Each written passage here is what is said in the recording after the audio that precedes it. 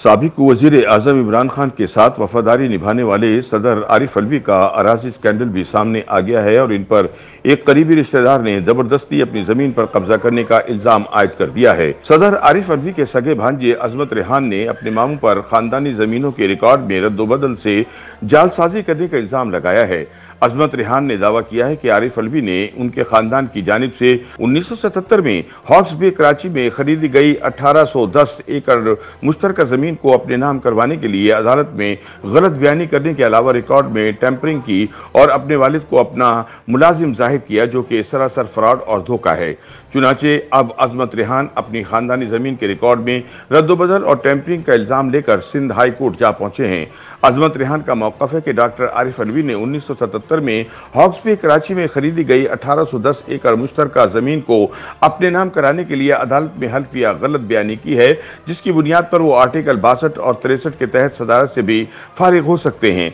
अजमत रेहान के मुताबिक इस जमीन की खरीदारी के बाद आरिफ अलवी ने हमारी फैमिली के खिलाफ जालसाजी से झूठे मुकदमात बनवाए। इस हवाले से अजमत रेहान ने आरिफ अलवी की जानिब से अदालत में 1979 में जमा करवाया गया एक झूठा हलफनामा भी पेश कर दिया है। अजमत रेहान ने अपने मामू पर न सिर्फ अदालती रिकॉर्ड में टेम्परिंग का इल्जाम लगाया है, बल्कि ये मौक़िफ़ भी अपनाया है कि मौसूफ ने 1810 किनाल जमीन पर कब्जे की खातिर अपने वालिद को अपना मुलाजिम जाहिर किया है।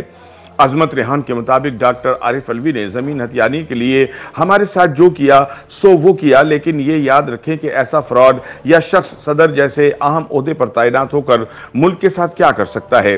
जिस भी जमीन ली गई उसके बाद डॉक्टर आरिफ अलवी की फैमिली ने हमारे खिलाफ एक जालसाजी के जरिए मुकदमात कायम किए, जिसमें डॉक्टर आरिफ अलवी का 1979 में झूठा हलफनामा मौजूद है। जो आदमी इस हद तक जा सकता है कि अपने बाप को अपना मुलाजिम चो करे, उसकी जगह को अपने नाम कराए, तो हमारे साथ अगर किया तो कोई बड़ी हैरत की बात नहीं है।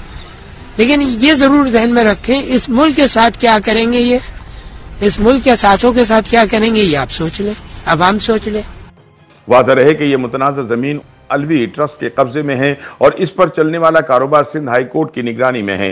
सदर अलवी के खिलाफ दायर करदा रेहान अजमत का केस मुख्तलिफ अदालतों से होता हुआ सुप्रीम कोर्ट तक पहुंच चुका है। केस की समाअत के दौरान दरख्वास्त गुजार अजमत रेहान ने मौक़िफ़ अपनाया है कि 1977 से अदालत में जेर समाअत केस में 3 बार आरिफ अलवी ने झूठा हलफनामा जमा करवाया है। लिहाजा इनका मौक़िफ़ है कि झूठ बोलने और अदालती रिकॉर्ड में जालसाजी करने वाला सदर के ओहदे पर भी बरकरार नहीं रह सकता। ऐसे में आरिफ अलवी को बतौर नाअहल करने का हुक्म भी जारी किया जाए।